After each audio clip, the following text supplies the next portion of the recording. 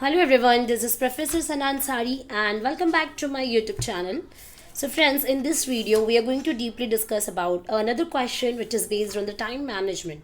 So in our last video we discussed about the issues in managing our time, and now we're going to discuss about how we can cope up with this situation, and we're going to learn about the different and the effective strategies for the time management. It means what we are supposed to do to effectively manage our time. Okay so issues हमने देखा था कि भाई कभी कभी drop and visitors आ जाते हैं, procrastination, और भी ऐसे बहुत सारे इश्यूज होते हैं जिसकी वजह से जो है हम हमारे टाइम को इफ़ेक्टिवली जो है मैनेज नहीं कर पाते. तो अभी हम देखेंगे क्या स्ट्रैटेजीज है जिससे हम लोग जो टाइम मैनेजमेंट के जो इश्यूज हैं इनको सॉर्ट आउट कर सकते हैं. सो चलिए let's learn together friends. So let's start the topic here. So very first point, the question is effective strategies to manage time and effective strategies for the time management. So सबसे पहला point यहाँ पर आपको देखने मिल रहा है. The point is set goals and plans. अगर आपको सबसे पहला स्ट्रैटेजी टाइम को इफेक्टिवली मैनेज करने का is that you have to be set your goals and you have to make a proper plans to achieve that certain goals. मतलब समझिए, if you want to become MBA in a future, और या फिर you want to become a big entrepreneur in a future, so you need to be set your goals कि आप कौन सा product कौन से स्पेसिफिक एरिया में एंटरप्रेन्योरशिप या बिजनेसमैन या वुमेन्स बनने वाली हैं, एंड उसके लिए आपको क्या क्या प्लान्स करने पड़ेंगे एंड उस पर आपको फर्स्ट वर्कआउट करना पड़ेगा. Then second is prioritize your time. Then you have to give the prioritize. देखिए आपके पास जो भी टाइम है ना, उसके अकॉर्डिंगली आपको क्या करना होगा. You need to make a distinction between what is important and what is urgent for you. Whatever the time you have, but you have a lot of activities what you are suppose to do, but वो सारी activities में से आपको choose करना है which one is very urgent and which one is very important.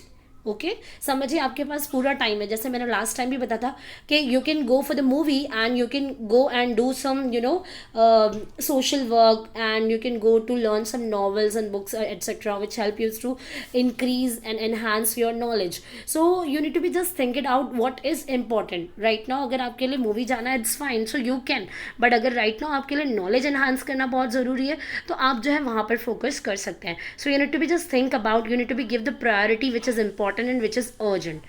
Then next is use a planning tools. See, हमारे पास है ना कुछ planning tools होते हैं. हर चीज़ आप जो है दिमाग में रखोगे सो कुछ ना कुछ मिस आउट हो जाता है. So that is why you can use a paper pen, digital forms, ठीक है, या फिर आप आपके फ़ोन में जैसे कि कुछ रिमाइंडर्स सेट कर सकते हैं, कुछ स्टिकी नोट्स बना कर रख सकते हैं, ठीक है, या फिर आप आपके घर पे ही वॉल्स पे कुछ स्टिकी नोट्स बना के रख सकते हैं. These are the planning tools जहाँ पर आप लिख सकते हो कि फर्स्ट आपको क्या करना है, या समझिए नेक्स्ट डे का प्रिपरेशन कर रहे हो या आज सेम डे आपको क्या क्या एक्टिविटीज़ करनी है.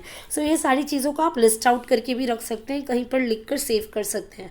सो ये सारे डिजिटल प्लानिंग या फिर पॉकेट डायरीज होती है मोस्ट ऑफ द लोगों के पास. कैलेंडर्स पे हम लोग टिक मार्क करते हैं कि ये दिन को ये सारी चीज़ें करना है. So we are suppose to use some planning tools also.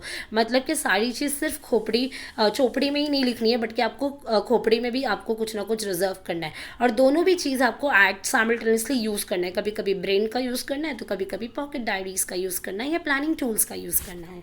Then next is schedule your time effectively, and then आपको जो भी वर्क मिला है उसके accordingly what you have to do. Meeting ज़रूरी है, अपॉइंटमेंट ज़रूरी है, ये सारी चीज़ों को ध्यान दे के and what you want to do, ये सारी चीज़ों को आपको प्रायोरिटाइज करना और शेड्यूल आउट करना है कि क्या करना है, क्या करना चाहते हो, and what is important in between, क्या करना है एंड क्या करना चाहते हो. Then the next is delegate to others.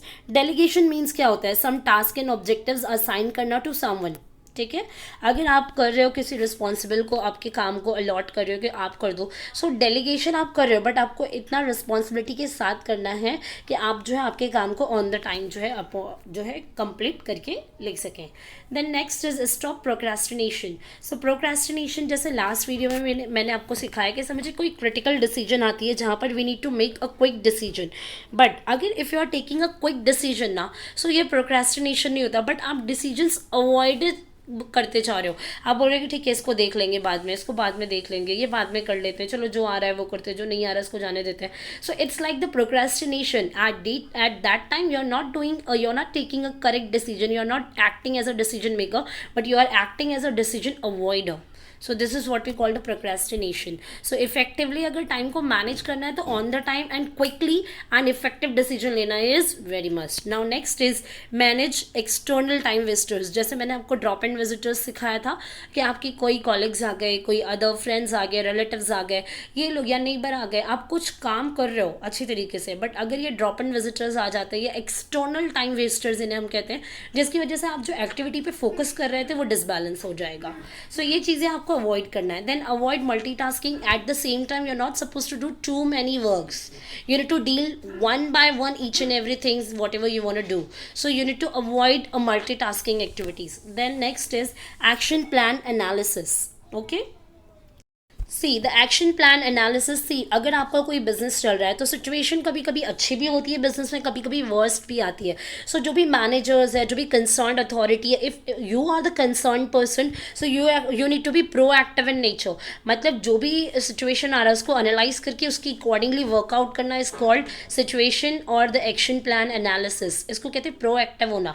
मतलब एक होता है एक्टिवली काम करना, एक होता है प्रोएक्टिव, मतलब सिचुएशन को एनालाइज करो और आगे आने वाला अगर कुछ अनसर्टन इवेंट आ रहा है उससे पहले ही उस पर वर्कआउट करो, उसका सब्सटीट्यूट या उसका हल निकाल लो. Then last is stay fit and fine. Yes, because it is very important.